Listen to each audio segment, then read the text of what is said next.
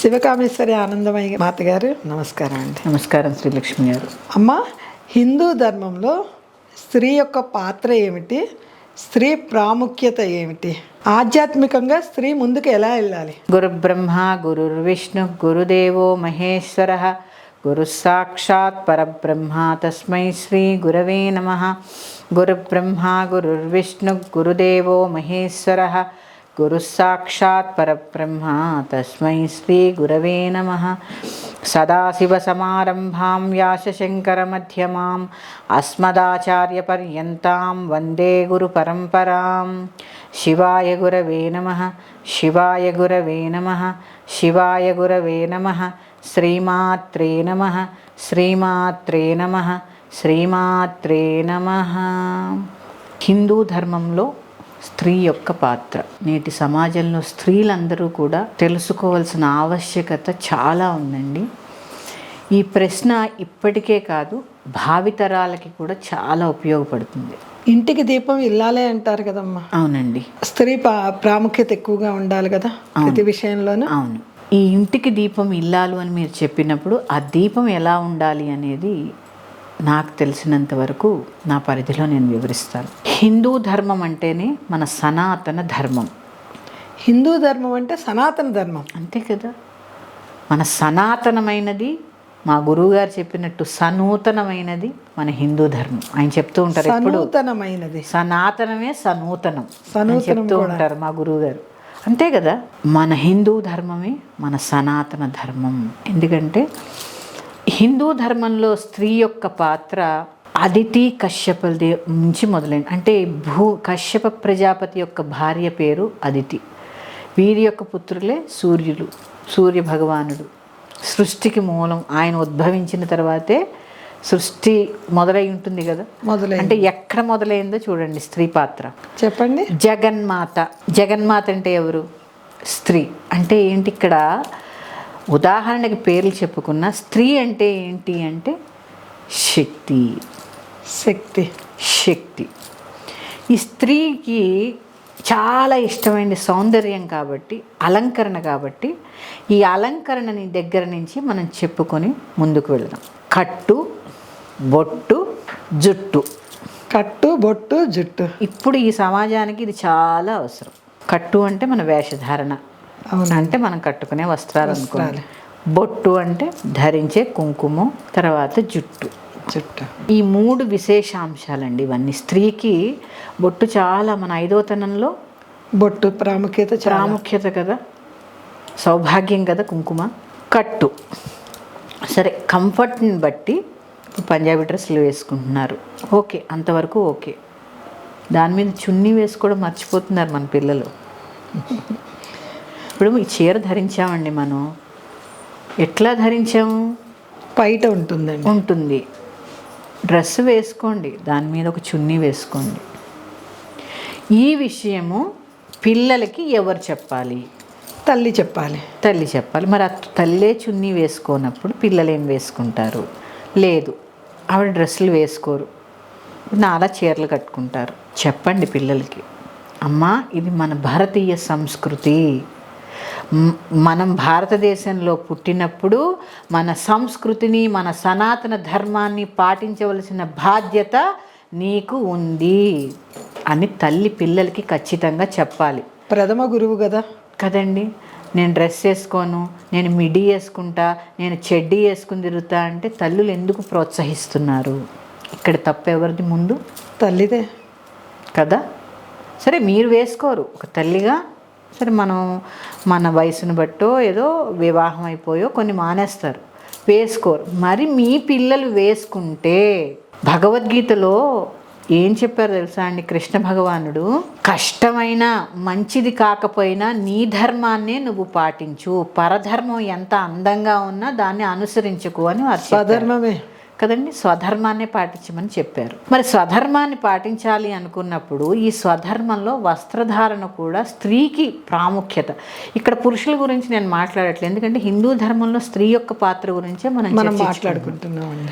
చెప్పినప్పుడు ఈ వస్త్రధారణ అనేది ఎంత ఇంపార్టెంట్, ఎలా ఉండాలో చెప్పేది ఒక తల్లి బిడ్డకి నేర్పించకపోతే ఈ బిడ్డ రేపు వాళ్ళ పిల్లలకి ఏం చెప్తుంది? అంటే వీళ్ళకి ఆల్రెడీ పొట్టి పొట్టి దుస్తులు వేసుకోవడం అలవాటైపోయి వాళ్ళ పిల్లలకి కూడా ఈ పొట్టి దుస్తులే అలవాటు చేస్తారు. అంటే ఎటుపోతోందండి సమాజం? అసలు మన ధర్మం ఎటుపోతోంది, మన వ్యవస్థ ఎటుపోతోంది? అరే వాళ్ళు బుర్కా లేనిదే బయటికి రారండి. ఎంత పద్ధతిగా వేసుకుంటారు బుర్కా. మన హిందూ ధర్మంలో స్త్రీలు ఎందుకు మన యొక్క కట్టుబాట్లని, మన యొక్క వస్త్రధారణని పిల్లలకి నేర్పట్లేదు అనేది నా మొదటి ప్రశ్న. ధర్మాన్ని నువ్వు కాపాడితే ఆ ధర్మం నిన్ను కాపాడుతుంది. అవునా? ధర్మో రక్షతి రక్షితః. ధర్మాన్ని రక్షించండి. మీ పిల్లలకి వస్త్రధారణ ఏంటో చెప్పండి. దీని గురించి ఏ తల్లి చెప్పదు. సరే, ఇలా చూసుకున్నా జీన్స్ ప్యాంటు వేసుకుంటున్నారు. ఇప్పుడు ఈ జీన్స్ అనేది వేసుకోవడం వల్ల పిల్లలకి ఫెర్టిలిటీ ఉండట్లేదు.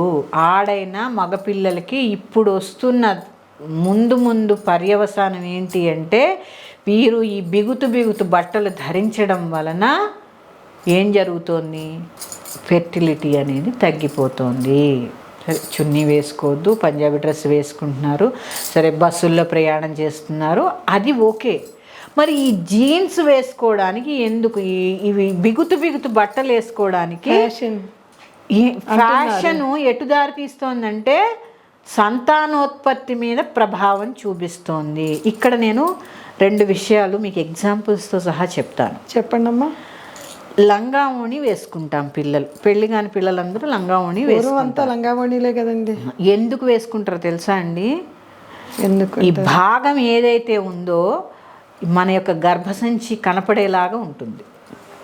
మనకి బయటికి కనపడదు, లోపల గర్భసంచి సూర్యకిరణాలు, ఆక్సిజన్ అందేలాగా ఉంటుంది. ఈ స్థానం ఏదైతే ఉందో ఇట్లా ఓణి వేసుకుంటే ఈ పక్కనంతా కూడా ఎంత గాలి వస్తుందండి.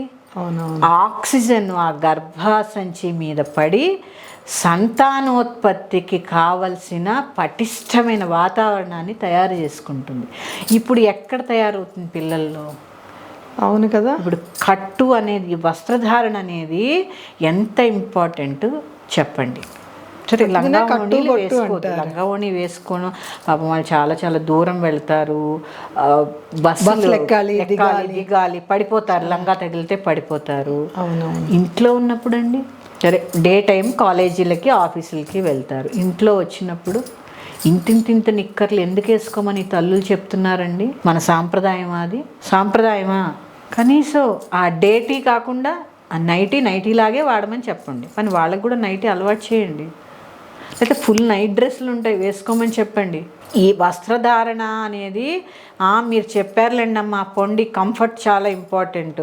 మీ కంఫర్ట్ మీద మన హిందూ ధర్మం ఆధారపడి ఉంది. ఒక స్త్రీ మీద మన హిందూ ధర్మ ఆచారాలు చాలా ఆధారపడి ఉన్నాయి. చాలా నిజమండి అది. మరి దీన్ని ఉల్లంఘించే హక్కు మనకి ఎవరిచ్చారు? స్వేచ్ఛ లేకుండా లేం కదండి. స్వేచ్ఛ ఉండాలి, కానీ వస్త్రధారణ అనేది చాలా ఇంపార్టెంట్. స్వేచ్ఛ కావాలి స్త్రీకి. వస్త్రధారణలో కూడా కంఫర్ట్, స్వేచ్ఛ కావాలి. కనీసము ఇది మన ధర్మము అని తల్లులు ఎక్కడా ప్రస్తావించట్లేదు. స్వేచ్ఛ ఉండాలి, ధర్మం ఆచరించాలి. బట్టలు వేసుకోండి, నైట్ డ్రెస్సులు వేసుకోండి, ఫుల్ డ్రెస్ వేసుకోండి, నైట్ ప్యాంట్ వేసుకోండి, ఒక టీషర్ట్ వేసుకోండి. ఇంతింత వేసుకొని శరీర అవయవాలు కనపడేలాగా ఎందుకు? తండ్రి ఉంటాడు ఇంట్లో, తమ్ముడు ఉంటాడు, అన్నదమ్ములు ఉంటారు, పెళ్ళిళ్ళు అయితే అక్క భర్త బావలు ఉంటారు.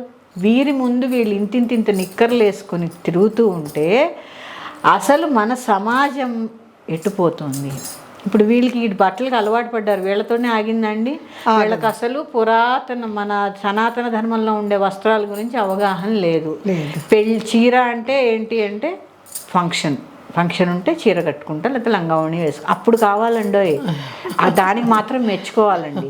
కనీసం అప్పుడైనా మేము అందంగా కనపడాలంటే ఒక లంగావణియో ఒక చీర వేసుకోవాలని అర్థమైందిగా. మరి రోజు వేసుకుంటే ఇంకా అందంగా ఉంటారు, కాకపోతే వాళ్ళ యొక్క పరిస్థితులను బట్టి డ్రెస్ వరకు. జీన్స్ వేసుకుని సంతానోత్పత్తికి అడ్డంకులు ఏర్పడి మన ధర్మాన్ని మనం ప్రశ్నార్థకంలో పడేస్తున్నాము. తల్లులు జాగృతం అవ్వండి. చెప్పండి మీ పిల్లలు, పాపం వాళ్ళు చిన్న పిల్లలు, బంగారు తల్లు, బుజ్జగించండి, చెప్పండి, అమ్మ ఇలా కాదమ్మా, ఇలా వేసుకో, ఈ బట్టలు వేసుకో, బొట్టు పెట్టుకో, జుట్టు విరబోసుకోకు, జడ వేసుకో, ఇవన్నీ చెప్పండి. చెప్పకపోతే ఎట్లా తెలుస్తుందండి పిల్లలకి? ఈ చెప్పకుండా ఈ తల్లులు పోని ఉద్యోగస్తులు ఉంటారు. అమ్మమ్మ తాత ఏం చేస్తారండి? నాయనమ్మలు తాతలు, అమ్మమ్మ తాతలు ఏం చేస్తారు? వీళ్ళందరూ అమ్మమ్మ తాతలు ఎవరిళ్ళల్లో ఉంటున్నారండి? ఉండట్లేదు. ఉన్న కాస్తా కూస్తా కూడా ఇక పొద్దున 9:30 సీరియల్ మొదలు పెడితే అది కరెక్టే. ఆ సీరియల్ చూస్తూనే ఈ మనవలకు అన్నం పెడతారు. ఆ సీరియల్ ఎక్కడ డిస్టర్బ్ అయితే కథలకు నాకు సీరియల్ పోతుందని వీడిని తిడతారు. అంటే మన పిల్లలకి మనం ఏం నేర్పుతున్నాం? ఒక శ్లోకము, ఒక భగవద్గీతో, లేకపోతే ఒక రామాయణము, ఒక భారతం ఉంది, పంచమ వేదం ఎందుకైంది? ఏ పిల్లాడికి మనం బోధిస్తున్నాం? అసలు మనకే తెలియదు. అవునండి, తెలియదు. ఇవన్నీ బామ్మలు తెలుసుకోండి, వాళ్ళకి చెప్పండి. మన ఆచార వ్యవహారాలు ఎంతో కొంత పాటించాలని చెప్పండి. అలాగే మన కట్టుబొట్టు గురించి చెప్పండి. ఇవన్నీ స్త్రీ యొక్క పాత్రలే కదండి. అవునండి. పిల్లలకి తల్లి మొదటి గురువు కదా. మగపిల్లాడు అనుకోండి, వాడికి ప్యాంటు షర్టు కామన్, వాళ్ళకేం చెప్తారు? అయినా వాళ్ళు ఎప్పుడు ప్యాంట్ షర్ట్తోనే ఉంటారు. ఇప్పుడు వాళ్ళకు కూడా జీన్స్ వేసుకుంటే ఇబ్బంది వస్తుందని ఆల్రెడీ చెప్తున్నారు. అందుకని సాధ్యమైనంత వరకు కంఫర్ట్ జోన్లో ఉంటూనే మన సనాతన ధర్మానికి మన హిందూ ధర్మానికి ప్రాముఖ్యతను ఇవ్వండి. ఇది ప్రతి ఒక్క తల్లుల్ని నేను కోరుకుంటున్నాను, చేతులు జోడించి కోరుకుంటున్నాను. తల్లులు జాగృతం అవ్వండి, చెప్పండి, వాళ్ళకి అర్థమయ్యేలా విసుక్కోకండి. ఇప్పుడు వాళ్ళు వస్తారు, ఇవాళ నిన్న నేను చెప్పానని ఇప్పటిదాకా నిక్కర్ వేసుకోమన్న వాళ్ళు, అమ్మ వేసుకోకూడదట, రేపు ఇట్లా ఫుల్ ప్యాంట్ వేసుకోనా అన్న అని చెప్పారనుకోండి, వాళ్ళు వినరు. ఎహపా ఏంది సోదంటారు. అవునా? వినరు. 1కి 10 సార్లు చెప్పండి. మీరు తెలుసుకోండి సనాతన ధర్మం గురించి, వాళ్ళకి వివరించండి. అంటే సనాతన ధర్మం గురించి అందరికీ బాగా అర్థమవుతేనే ఇవన్నీ ఆచరిస్తారు. ఇవన్నీ కూడా మన సనాతన ధర్మంలో భాగమేనండి. అందుకే మన హిందుత్వం అనేది మతం కాదు, ధర్మం. మనది హిందూ ధర్మం. ఆ ధర్మాన్ని ఆచరించాల్సిన బాధ్యత ప్రతి హిందువు కర్తవ్యం. నువ్వు హిందుత్వంలో నీ ధర్మాన్ని నువ్వు ఆచరించాలి. స్త్రీలలో మొదటిది కట్టు. అలాగే పెద్దవారు కూడా పూర్వం 9 గజాల చీరలు కట్టేవారు, కట్టలేంగా. అవునవును. చీరలకి ఒక వయసు వచ్చిన తర్వాత చీరలకి ప్రాముఖ్యత ఇవ్వండి. కట్టుకోండి చీరలు. మీరే చీరలు కట్టుకోకపోతే తెలుగు జాతి గొప్పతనం తెలుసుకో అన్నప్పుడు చీర గురించి చెప్తారు. అవునా? మనం ఆ చీర గురించి ఒక పాటే ఉంది ఏదేదో సినిమాలో. అవునవును. ఉన్నప్పుడు నువ్వు కట్టుకుంటే కదా నీ పిల్లలకి ఆ గొప్పతనం తెలిసేది. తర్వాత రెండవది బొట్టు. ఇది వయసుతో సంబంధం లేకుండా ప్రతి ఒక్కళ్ళకి చెప్పవలసిన విషయం. ఇప్పుడు పిల్లల దృష్టిలో, పెద్దవాళ్ళ దృష్టిలో బొట్టు అంటే ఐటెక్స్ కుంకుమ, అంతేనా? అంతే కదండి. అవునండి.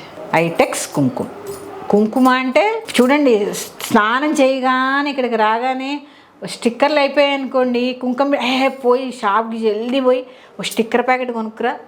ఇంట్లో కుంకుమ గుర్తురాదు, ఎవ్వరికి గుర్తురాదండి. ఇది చెప్పండి, స్టిక్కర్ ధరించండి. మీరు చెప్పినట్టు కుంకుమ ఉండదనో, లేకపోతే చెప్పానుగా ఇప్పుడు కాలాన్ని బట్టి ధర్మాలు మారుతుంటాయి కాబట్టి స్టిక్కర్ ఉన్నా కూడా కుంకుమ ధరించండి.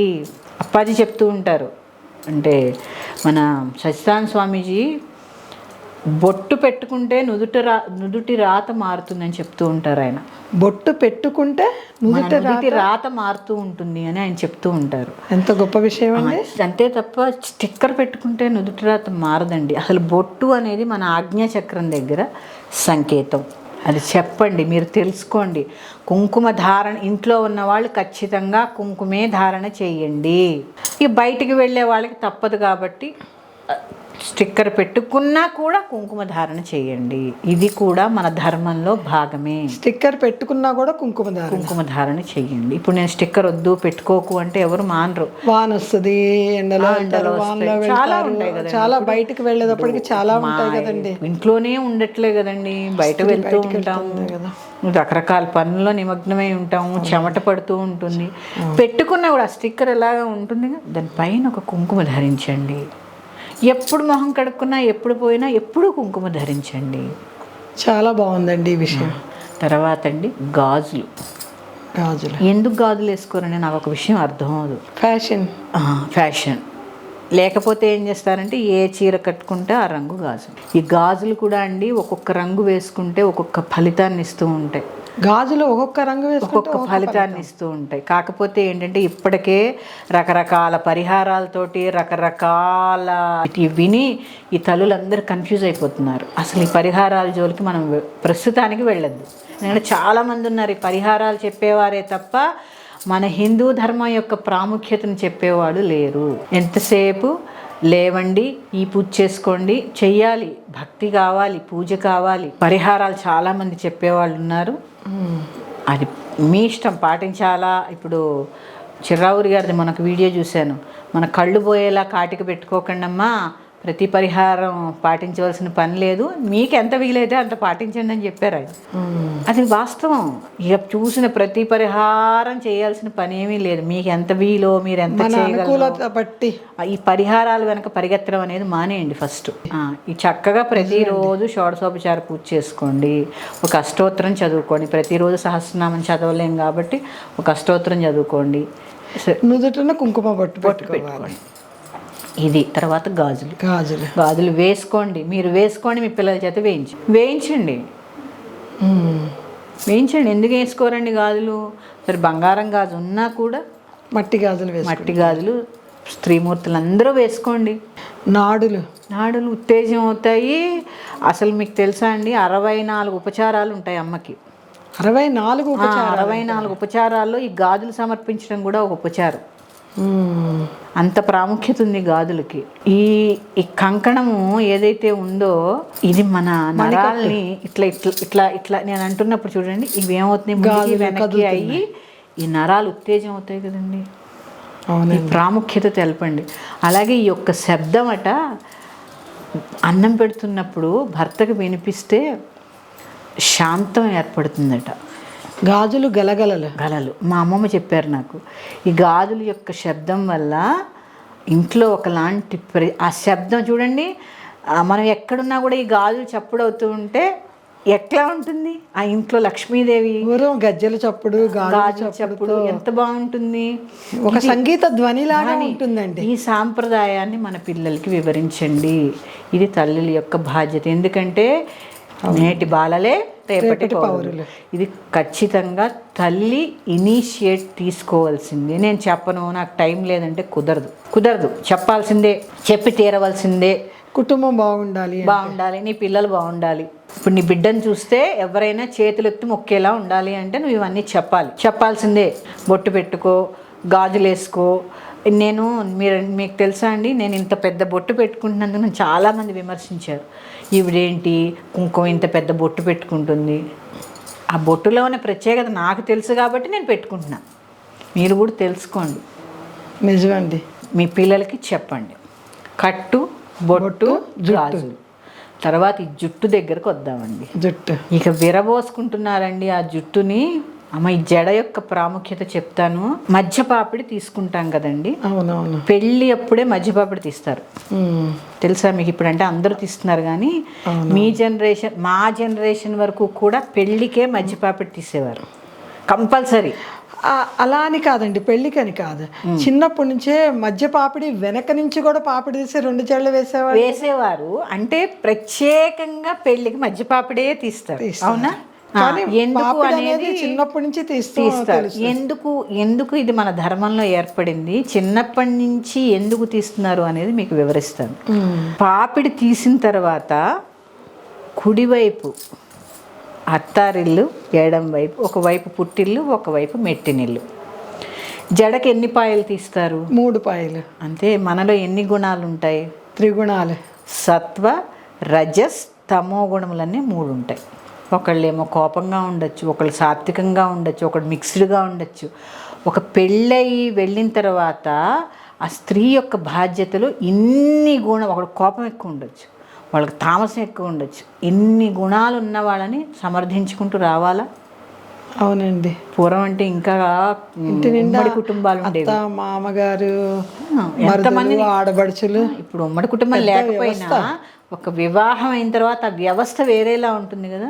ఈ 3 గుణాలు ఉన్నవాళ్ళు నీ కుటుంబం ఏర్పడ్డ తర్వాత నీ జుట్టులో ఎన్ని వెంట్రుకలు ఉన్నాయో అంతమంది ఉన్నారు. నిజం. వీళ్ళందరినీ కూడా నువ్వు కలుపుకుంటూ ఒక అందమైన జడలా అల్లుకుంటూ వెళ్ళు. అప్పుడు నీ సంసారం ఒక అందమైన జడలా కనిపిస్తుంది. ఇంత ఉందండి జడలో. జడలో ఎంత గొప్ప విశేషం అండి. అందుకే పూర్వం నుంచి చక్కగా మనకు పాపిడి తీసి జళ్ళు వేసి మనకు అన్నీ నేర్పి పంపించేవారు. ఇప్పుడు నువ్వు ఈ జుట్టు విరబోసుకుని వెళుతున్నావు. ఇప్పుడు ఈ విషయం నీ పిల్లలకి తెలియదు. అసలు సత్వరజస్తమో గుణాలంటే నీకే తెలియదు, పిల్లలకి ఏం చెప్తావు? తెలుసుకోండి, జడ యొక్క ప్రాముఖ్యత ఇది. ప్రతి అమ్మాయి వివాహం అయిన తర్వాత వెళ్ళాల్సిన తర్వాత ఆ కుటుంబాన్ని అంతా కలుపుకోవాల్సిందేగా. కలుపుకోవాలి, కానీ ఈనాటి సమాజంలో కలుపుకోవట్లేదు కదండి. కలుపుకోవాలండి, కలుపుకోవడం నేర్పాలి. కలుపుకోవట్లేదంటే కుదరదు. ఎందుకంటే నేను ఇప్పుడే చెప్తున్నాను, నువ్వు హిందూ ధర్మం, సనాతన ధర్మాన్ని పాటించవలసిన బాధ్యత నీ మీద ఉంది. అణువు నీలో ఉండాలి. ఇదన్నీ నేర్చుకోవాలి. ఇవన్నీ నేర్చుకోవడానికి పెద్ద సమయం ఏం పెట్టదు. నాలాంటి వక్తలు ఎక్కడో ఒకటి చెప్తూ ఉంటారు. విని చెప్పండి, ఆచరించి చెప్పండి. విని మీరు ఆచరించి మీ పిల్లలకి చెప్పండి. భర్త తరపు బంధువులే వద్దంటున్నారు కదండి ఈనాటి సమాజంలో. అదంతా ఎలా ఉంటుందంటే పిల్లలకి తర్వాత ఎవరు మూలం? అది ఇప్పుడు నేను అదే చెప్తున్నాను. సినిమాలకు వెళ్తున్నారు కదండి. ఇప్పుడు నేను అనుకున్నది, నాకు అనిపించింది, సినిమాలకు వెళ్తూ ఉంటారు చాలామంది, చూపించండి. కానీ పాత సినిమాలు ఉన్నాయి కదా, పాత సినిమాలు, ఎన్టీ రామారావు గారు, నాగేశ్వరరావు గారు, ఈ ఉమ్మడి కుటుంబం మీద తీసిన సినిమాలు ఎక్కువ చాలా ఉన్నాయండి. అలాంటివి కూడా చూపించండి ఎప్పుడైనా ఒకసారి. అంటే వాళ్ళకి ఆ కుటుంబము, ఆ వ్యవస్థ, విలువలు తెలుస్తాయి. అంటే ఒక వయసు వచ్చే నాటికి వాళ్ళకి ఆ అనుబంధము, ఆప్యాయత, ఎలాంటి మనుషులు అనేవాళ్ళు దొరుకుతారు. కానీ రక్త సంబంధికులు ఎలా దొరుకుతారు? ఇక్కడంటే చూడండి, నానమ్మ తాత ఉన్న ఇంట్లో, అమ్మమ్మ తాతలు ఉన్న ఇంట్లో పిల్లల్ని మనం కొట్టామనుకోండి. ఇప్పుడు నేనున్నాను, మా అమ్మాయిని కొడుతూ ఉన్నా తిడుతూ ఉన్నా, మా అమ్మ వచ్చేస్తుంది వెనకాలే, కొట్టకు అంటే ఆ పిల్లలకి ఆ ప్రొటెక్షన్, ఆ వామ్ ఆ తెలుస్తుంది కదండి, ఆ ప్రేమ. అరే మా అమ్మమ్మ నన్ను చూడండి, మా అమ్మ కొట్టకుండా తిట్టకుండాను ఆపింది, నాకు ఒక ప్రొటెక్షన్ ఉంది. ఏదైనా కూడా నేను స్వతంత్రంగా మా అమ్మమ్మకి చెప్పచ్చు, మా అమ్మమ్మ దగ్గర నుంచి నేర్చుకోవచ్చు. ఇప్పుడు నువ్వు ఉద్యోగానికి వెళ్ళు, ఎక్కడికి వ్యాపారానికి వెళ్ళు, నీ పిల్ల ఇంట్లో ఒంటరిగా ఉండదు. ఏదైనా సమస్య వచ్చినా వెంటనే చనువు ఉంది కాబట్టి అమ్మమ్మ దగ్గరకో నాయనమ్మ దగ్గరకో వెళ్ళి చెప్తుంది. వీళ్ళు కూడా అలాగే ఉండాలండి. ఈ నాయనమ్మ అమ్మమ్మలు కూడా ఎంతసేపు మా కోడలట్లా, మా కూతురిట్లా, మా పక్కింటోళ్ళట్లా. ఇప్పుడు ఈ ఆడవాళ్ళు కూర్చున్నారనుకోండి, మన మీద నిందేగా, నేను కూడా స్త్రీనేగా. ఏముంటుంది, పక్కింటి వాళ్ళ చీరల గురించో, లేకపోతే వావిడిట్లనో ఈవిడిట్లనో, ఇదే తప్ప ఎవరింటికి వాళ్ళ ఇంటికి చుట్టాలు ఎక్కువ, వీళ్ళింటికి చుట్టాలు తక్కువ, లేకపోతే ఆవిడ ఏ కూర వండుకున్నా, ఇవే తప్ప అసలైన విషయం. పోనీ ఇన్ని మాట్లాడుకుంటారు కదండి, 2 గంటలు 3 గంటలు మాట్లాడుకున్నారు అనుకుందాం, ఎక్కడ మొదలు పెట్టారో అక్కడే ఉంటాం. ఏమన్నా జ్ఞానం నేర్చుకున్నావా? జ్ఞానం శూన్యం. ఎప్పుడైనా కనీసం 10 మీటింగులు, నార్మల్ మీటింగులు వాళ్ళ మీద వీళ్ళ మీద. ఎందుకంటే మనకి అసూయ ద్వేషాలు అనేవి ఎక్కువైపోయాయి. ఎందుకంటే మన అసలైన హైందవ ధర్మాన్ని తెలుసుకోవట్లా. మీరు ఈ పక్కింటి వాళ్ళు మీ పిల్లల ముందే మీరు మాట్లాడతారు, ఆవిడట్లా ఈవిడిట్లా అని. వాళ్ళు ఏం నేర్చుకుంటారు? అందుకని హిందూ ధర్మంలో కట్టు, బొట్టు, జుట్టు, ఈ 3 చాలా చాలా చాలా ఆవశ్యకతని. నువ్వు హిందువు, నువ్వు భారతదేశానికి సంబంధించిన వ్యక్తివి అని ఎట్లా తెలుస్తుందండి? కట్టుబొట్టు వల్లే కదా. జుట్టు, వీళ్ళు ఇండియా నుంచి వచ్చారు, వీళ్ళు భారతీయులు, వీళ్ళు హిందూ ధర్మాన్ని పాటించేవాళ్ళు అని ఎట్లా తెలియాలి? మన వేషధారణ కదా. ప్రతి మాతృమూర్తి తెలుసుకోండి, వాళ్ళ పిల్లలకి నేర్పండి. నేటి బాలలే రేపటి పౌరులు. ఇది అందరూ తెలుసుకొని, ఇంకా చాలా విషయాలు, ఇది ఇంకా మొదలే. అంటే స్త్రీకేనా ఇవన్నీ అంటే కాదండి. స్త్రీ అంటే ఎంత శక్తో ముందు తెలుసుకుందాం. అలా తెలుసుకోవాలి అనుకున్న వాళ్ళందరూ కూడా కింద కామెంట్ చేయండి. మీకు ఏమన్నా ఇంకా ఆధ్యాత్మికంగా కానీ, అలాగే మామూలు ఈ సనాతన ధర్మంలో స్త్రీ యొక్క పాత్ర గురించి ఏమన్నా అపోహలు ప్రశ్నలు ఉంటే కామెంట్ రూపంలో తెలియజేయండి. నాకు తెలిసినంత వరకు నివృత్తి చేయడానికి ప్రయత్నం చేస్తాను. శ్రీమాత్రే నమః. శ్రీమాత్రే నమః.